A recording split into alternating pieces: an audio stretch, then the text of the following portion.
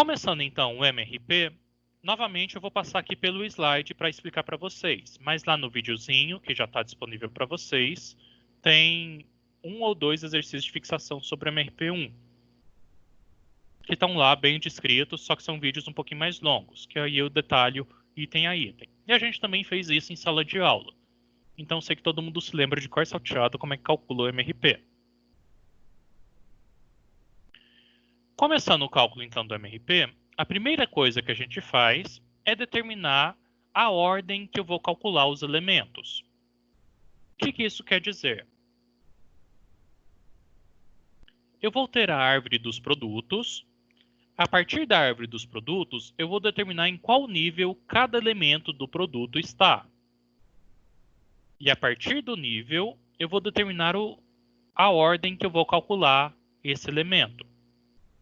Só que no MRP1, a gente lida com o chamado código do nível mais baixo, ou em inglês ficou LLC. O que isso quer dizer? Se algum dos elementos da árvore do produto estiver em mais de um nível, eu vou desconsiderar os níveis superiores e vou considerar ele apenas como nível inferior, nível mais baixo possível. Aqui, por exemplo, eu tenho o produto A, que é formado de E e de C. O C é formado de D e de E, só que é 2 para 1. Eu preciso de 2 Ds para fazer um C. E também preciso de 2 Es para fazer um C. E o elemento D, ele é pai do F e do E. Só que eu preciso de 3 Es para fazer um D. Já o produto K, ele tem por filhos o E e o F. São 2 Fs para fazer um K. O E que aparece aqui como filho de K, filho de A, filho de C e filho de D, é a mesma peça, a mesma matéria-prima. Por exemplo, um parafuso que eu utilizo em mais de um lugar de um produto. Então, eu tenho o mesmo elemento em mais de um nível. Quando isso acontece, eu vou considerar o nível mais baixo. Então, vamos lá determinar os níveis. O A e o K, como são demandas independentes, a gente chama de nível 0. O E, ele se encontra no nível 1, no nível 2 e no nível 3. Então, ele está no 1, no 2, no 3. Só que eu vou desconsiderar o nível 1 e o nível 2. Eu vou considerar que ele é apenas nível 3. Por conta dessa regrinha aqui do código de nível mais baixo. O C se encontra apenas no nível 1. O F se encontra no nível 1 e no nível 3. Como ele está em mais de um nível, vou considerar o mais baixo, que é o nível 3. E por fim o D, que apresenta-se no nível 2. Então com isso eu determinei os níveis que cada um vai estar representado. Após determinar os níveis pelo mais baixo, eu coloco a sequência de cálculo. O A e o K, por estarem no nível 0, vão ser os primeiros a serem calculados. Entre o K e o A, tanto faz. Eu começar pelo A, começar pelo K, ou vice-versa. Porém, eu só posso fazer o C, que está no nível 1, após eu ter acabado o A e o K. Eu primeiro vou calcular o MRP de A e de K, antes de calcular o do C. Depois do C, e apenas após o C, que eu vou fazer o D, que é o terceiro a ser calculado. E só lá no final que eu faço o E e o F, que estão no nível 3. Tanto faz de novo fazer o E ou o F. Primeiro, eu vou ter que fazer os dois, mas tanto faz a ordem. Fazendo então esse exemplo aqui com vocês. Eu tenho essas duas árvores do produto e determinei essa sequência de cálculo para os 6 componentes. Notem que se eu tivesse mais elementos fantasmas, eu teria mais elementos aqui também. Então, em vez dos 6, eu teria 7, 8, 9, 10 elementos. Quanto mais elementos eu tenho, mais cálculo de MRP eu vou ter. Para cada um desses 6 elementos, eu vou ter uma tabela diferente de MRP. Então, cuidado quando você coloca muito elemento fantasma, que o processamento das máquinas costuma piorar. Ou se você fizer na mão, vai piorar para você os cálculos. Eu tenho algumas informações da empresa para calcular esse MRP1. A primeira informação é o plano desagregado. Eu fiz o plano agregado bonitinho por mês e agora eu quebrei por semana, no qual eu descobri que o elemento A, o produto A, eu vou vender 500 unidades na semana 8, ao final do segundo mês. Já o produto K, eu tenho para vender 100 unidades na semana 5 e 600 unidades na semana 10. O que isso daqui, de onde que veio esse número? Ou ele veio do setor de marketing da empresa, de vendas, ou se não, você, pelo plano agregado, que estava em meses, quebrou em semanas e determinou o que eu ia produzir de cada produto. Em vez de agora estar agregado todos os produtos da empresa, eu quebrei semanalmente por produto. Outras informações que a gente tem. Do elemento F, alguém vai me entregar 200 unidades na semana 4. Então, na semana 4, o elemento F chega de algum lugar, não quero saber aqui de onde, alguém produziu e vai sobrar 200 unidades para mim. Outras informações que a gente tem. O elemento A, eu tenho atualmente 200 unidades no estoque. Eu fui lá no almoxarifado e descobri que tem 200 As já prontinhos. Infelizmente, esses 200 já estão alocados para outro pedido. Esse pedido que eu tenho aqui de 500 na semana 8, eu não vou poder usar ele. Então, mesmo tendo lá no meu estoque final, lá na minha expedição, eu não posso usar esse elemento A, porque já foi alocado para alguém. Por outro lado, o elemento C, eu tenho 300 no estoque e aloquei 250. Ou seja, de estoque para eu estar utilizando nesse MRP, eu tenho 50 unidades. E do elemento E, eu tenho 1000 unidades de estoque, nada alocado. Então, posso usar as 1000 nesse nosso cálculo. Outras características que a gente tem. O elemento A, eu tenho por regra de lote, a lote por lote, lote for lote. Lote por lote é aquela regra que o que eu preciso, eu mando ver. Se eu precisar de 1,79 unidades, eu vou produzir 1,79 ponto final. Então, lote por lote, o que eu preciso, eu posso mandar. E o elemento A, ele demora uma semana para ser feito. Ele tem um lead time de uma semana. Então, não adianta eu mandar produzir na semana 8, porque não fica pronto na semana 8. Eu vou ter que calcular e ver em qual semana que eu vou mandar produzir o elemento A. E por fim, como última característica, o elemento A é uma montagem. Então, em vez de ordem de produção, você pode chamar, por exemplo, de ordem de montagem. O E, por exemplo, é comprado. Então, em vez de ordem de produção, você pode chamar de ordem de compra. Isso daqui é só para encher linguiça mesmo. No final, vira tudo produção aqui na nossa disciplina. Porém, na empresa, se for comprar, ou se for montar, ou se for fabricar, são itens diferentes. Cada um pode ter uma nomenclatura ou pode ter um processo produtivo diferente. Só complementando aqui, o A, o C, o D e o K é tudo lote por lote. O E é período fixo de 2 semanas. Eu tenho que juntar 2 semanas para produzir o elemento E. E o F é lote fixo de 500 unidades. Eu preciso produzir sempre de 500 em 500.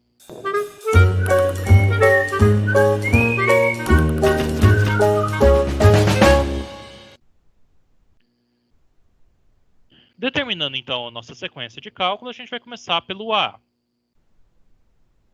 O elemento A, eu tenho como necessidade bruta uma venda lá na semana 8 de 500 unidades. Não tenho recebimento programado e não tenho estoque do elemento A. Como eu não tenho estoque, o estoque segue zerado até a semana 8, que aconteceu um evento, eu vendi 500 unidades. Na semana 8, então, eu vendi 500 unidades, não tinha nada no estoque. Minha necessidade líquida, então, aquilo que eu realmente vou precisar produzir, são as próprias 500 unidades, não tem nada para bater. A penúltima linha me pergunta se eu posso produzir 500 unidades ou se tem alguma regra. No caso do A, ele é lote por lote. Então, o que eu preciso, eu posso mandar produzir. Ou seja, precisei de 500, mandei produzir 500. Só que eu tenho uma semana para produção. Então, eu tenho que enviar a minha ordem de produção uma semana antes. Como resposta, então, do MRP para o produto A, é que eu tenho uma ordem liberada de produção de 500 unidades na semana 7. Se eu não soltar essa ordem de produção na semana 7, ele não dá conta de produzir e não me entrega na semana 8, tendo prejuízo, tendo custo de não entrega ou ficando de mal com o cliente de vocês. Então, a resposta do MRP para o produto A, para o componente A, é de 500 unidades na semana 7. É isso que o MRP vai calcular sempre para a gente. A quantidade e o prazo. Vai me dizer a data que eu tenho que soltar a ordem de produção e o tamanho dessa ordem. Vamos fazer agora do K. O elemento K, eu tenho 100 unidades de necessidade bruta na semana 5 e 600 unidades na semana 10. Esse número, novamente, ou veio do plano agregado ou veio lá do setor de vendas. Eu vendi isso daqui ou está previsto que eu preciso entregar isso, precisa estar pronto nesses dias. Não tenho nada de recebimento programado e não tenho nada de estoque. Ou seja, na semana 5, como eu preciso de 100 e não tenho nada de estoque, quer dizer que realmente eu preciso de 100 unidades. É a minha necessidade líquida. Como o K também é lote por lote, eu mando produzir as 100 unidades. Eu posso soltar uma ordem desse tamanho. Porém, o K precisa de uma semana para ficar pronto. Então, eu solto na semana anterior. Então, como resposta, por enquanto, eu tenho uma ordem liberada de produção do elemento K de 100 unidades na semana 4. Produzi, entreguei, gastei. Não sobrou nada no estoque. Como regra geral, toda vez que for lote por lote, não sobra nada no estoque, porque eu só vou produzir para o gasto. Esse estoque segue zerado até a semana 10. Na semana 10, eu vendi 600 unidades. Não tenho nada no estoque, quer dizer que eu tenho necessidade líquida de 600 unidades. Posso mandar produzir as 600, porque é lote por lote, só que eu preciso de uma semana de antecedência. Então, além das 100 unidades na semana 4, eu tenho que soltar uma ordem de produção de 600 unidades de K na semana 9. Essa é a ideia geral do nosso MRP. Bom, agora a gente vai para o C. O elemento C, igual vocês viram aqui na árvore, ele é o segundo a ser calculado, após o A e o K. Só que o elemento C, ele não tem vendas dele. Pode acontecer de ter vendas. Por exemplo, um automóvel, você além de vender o automóvel, você vende algumas peças em separado. Então, pode acontecer de ter venda de subcomponente também. Mas não é o caso aqui. No caso aqui, o elemento C, ele é filho de A. Como a gente determinou que precisa começar a produção de 500 unidades na semana 7, o elemento C, que é um componente, uma matéria-prima do A, precisa já estar prontinha na semana 7 essas 500 unidades. Se ele não estiver pronto na semana 7 as 500 unidades, eu não consigo produzir o A nessa semana e, portanto, eu atraso a entrega dele na semana 8. Então, para o elemento C, como ele é filho de A, a necessidade bruta dele vai ser a resposta do A. Vai ser o que eu requisitei lá na ordem de produção A. Ou seja, eu preciso entregar 500 unidades de C na semana 7. A resposta do pai vira a pergunta do filho. Essa é a ideia do MRP. Porque eu preciso ter o filho pronto para começar a produção do pai. O MRP1 e o MRP2, eles foram desenvolvidos para a produção em massa, que é aquela produção que eu produzo muito de uma vez. Nessa produção em massa, eu preciso ter tudo pronto antes de começar a produção daquele elemento. Então, antes de eu começar a produzir as 500 unidades do A, todas as matérias-primas, subcomponentes já tem que estar prontinho para o nosso operador, por conta da produção em massa. Ele vai mandar ver naquelas 500 peças. Então, essa ideia é retransmitida aqui no nosso MRP1. O elemento C, a gente viu que não tem recebimento programado, porém, eu tinha 50 unidades de estoque.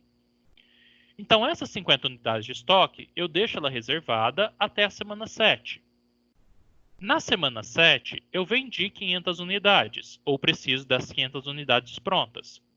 E já tenho 50 no estoque.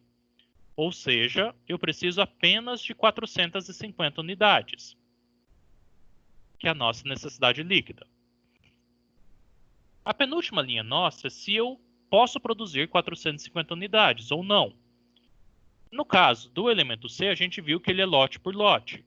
Então, o que eu preciso, eu posso mandar produzir. Precisei de 450, mando 450. Com uma semana de antecedência, que é o tempo que eu preciso do lead time do elemento C. Como resposta, então, desse MRP, eu vou ter uma ordem liberada de produção do elemento C de 450 unidades na semana 6. Essa é a resposta do elemento C. Próximo item nosso é o elemento D. O elemento D, se a gente voltar lá na árvore do produto, ele é filho de C. Então, a resposta de C vira a pergunta de D. Porém, ele é um filho 2 para 1. Eu preciso de 2 Ds para fazer um C. Como que eu faço isso? O elemento C, a gente viu que é 450 na semana 6, a resposta dele. Como D é 2 para 1, eu pego 450 e multiplico por 2. Vira 900 aqui na semana 6. Como D é 2 para 1, a resposta de C eu vou duplicar. E vira a pergunta do elemento D.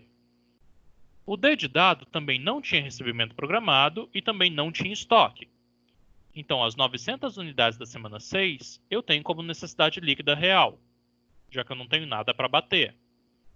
Eu posso produzir as 900 unidades, porque o D é lote por lote. O que eu preciso eu mando produzir. Só que o D, se a gente voltar lá no começo, o D eu preciso de 2 semanas para ele ser produzido. Não é só uma, eu preciso de 2. Logo, a nossa resposta para o D passa a ser 900 unidades, só que agora com 2 semanas de antecedência. Ou seja, eu preciso de 900 unidades do elemento D na semana 4. É a nossa ordem de produção. Eu tenho que soltar esse papelzinho lá para a empresa. Se eu não produzir o D na semana 4, eu não entrego ele na 6. Não entregando na 6, eu atraso o C. Atrasando o C, eu atraso o A. Então, eu começo a atrasar o meu futuro orientado. Por isso que é importante a gente ter essas datas bem em mente.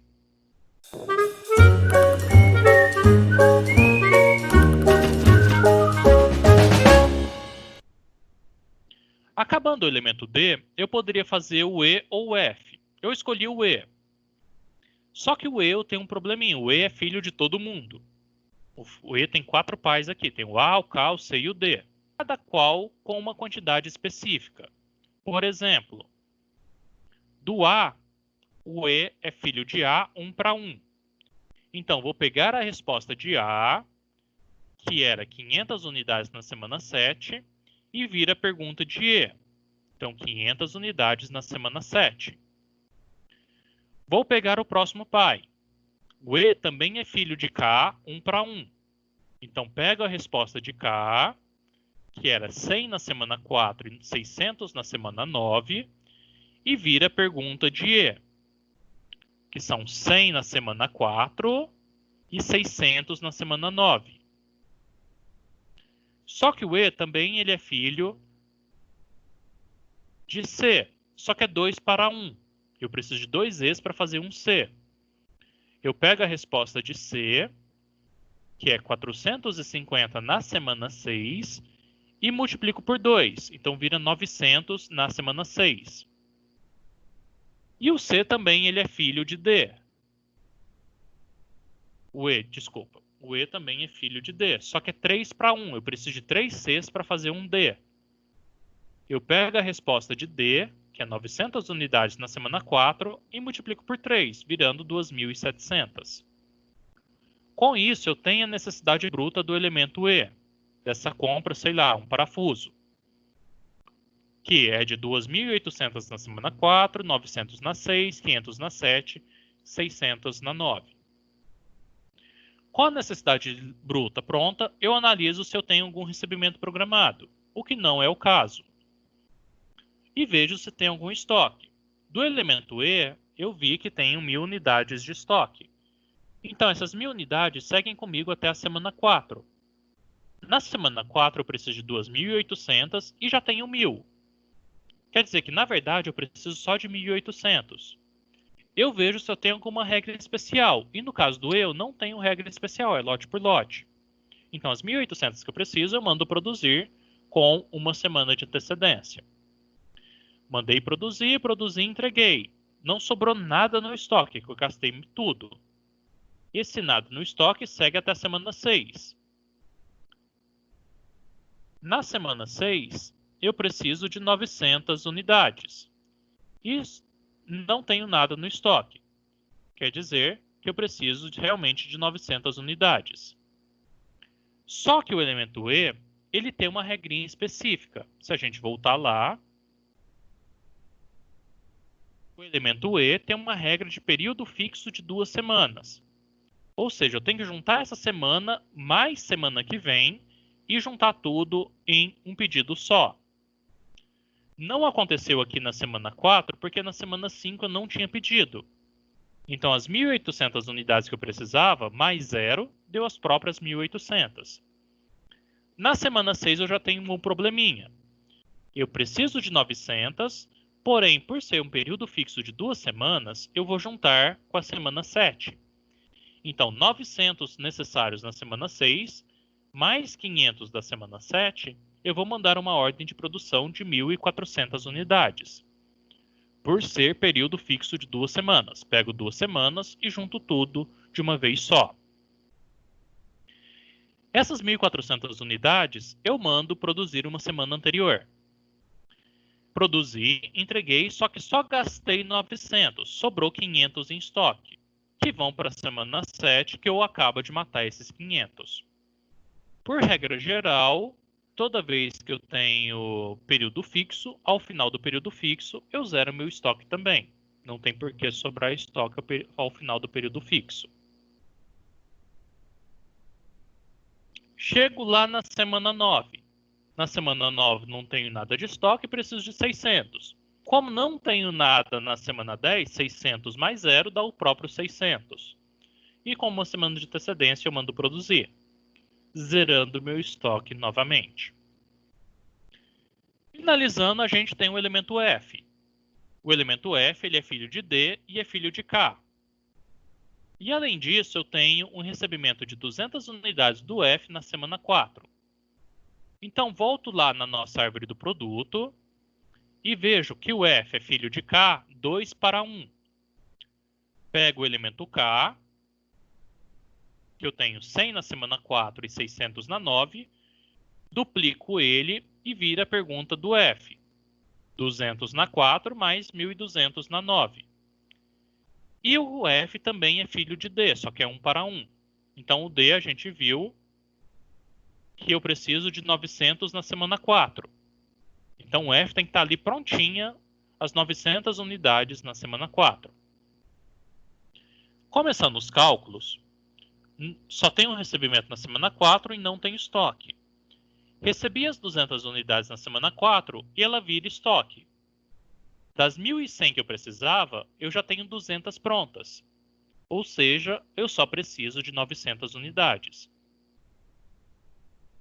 Então, aquilo que eu recebi, eu abato do que eu preciso. Só que o F tem um probleminha. O F, eu tenho uma regra de produção que eu produzo ele de 500 em 500 unidades. Não é lote por lote, não é período fixo, é lote fixo. Tem que ser de 500 em 500, de múltiplos de 500. Logo, mesmo precisando de 900 unidades, eu vou mandar produzir 1.000. E eu preciso de uma semana de antecedência para produzir. Aqui tem duas coisas que podem acontecer. Ou realmente eu produzo 1.000 na semana 3, se eu tiver capacidade para isso. Ou se não tiver capacidade, eu vou ter que quebrar mais uma semana. 500 na semana 3 e mais 500 na semana 2. Então tem essas duas restriçõezinhas aqui. Essas duas considerações. Produzi, entreguei, sobrou 100 no estoque.